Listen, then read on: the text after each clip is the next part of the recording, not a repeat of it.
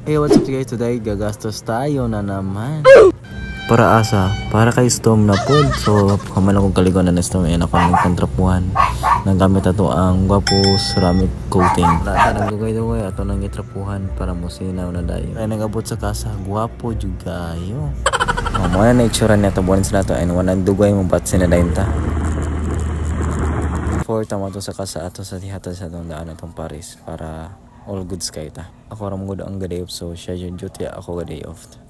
So wala ta nagdugay-dugay ang abot na din sa diri sa desk appliances para ito na yung maintenance ang atong motor. I-park siya na ito diya kay mato sa mga mekaniko. Kung sila yung istorya namin, muna itong mga gasto karon and mo tayong gabitan karon. O gikuha nila dahil si Storm para sugdan na dahil ang pag-change oil o gear oil o pagdagdag o coolant. Halata yun na experience sa itong kabili na anak na para pagkuha sa oil. And karon muna itong mga gasto karon ang lawa.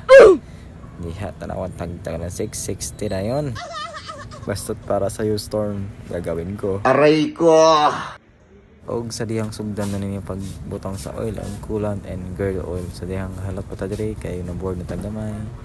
And giyabo-yabo na dire, gimesa-mesa na and muna yung sobra na to na coolant.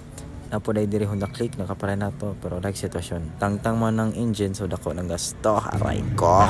Grabe, basic regular pag yabo dyan sa gear oil, oh. Grabe, eh. Kaya wala naman tayo lang nyaw, gito. Ito yung natin yung bangko, dire. Hay, sa wakas, nahumanan yun, nahumanan tong gasto. Tak-tak, ng 660, karong adlawa ba? And nahuman na, pabatsin na ta karon and bye-bye, salamat sa 660 Honda Des. Salamat sa mga mekaniko sa Honda Des, solid kayo sila. May kayo accommodate og mga cost. And karon wala naman tayo atuan, so karon batsin na ta, uli na ta kay mamahaway ta kay day off man, so matog no na ta. Ay kapay kaayo. Hindi off raguta para mo gasto. Aray ko. Pero okay ra para man sa pod sa motor. Kaysa naman mag-change oil ta na kana may sakit kaayo. And batsin na ta and ride safe and mo na yung pinaka-importante.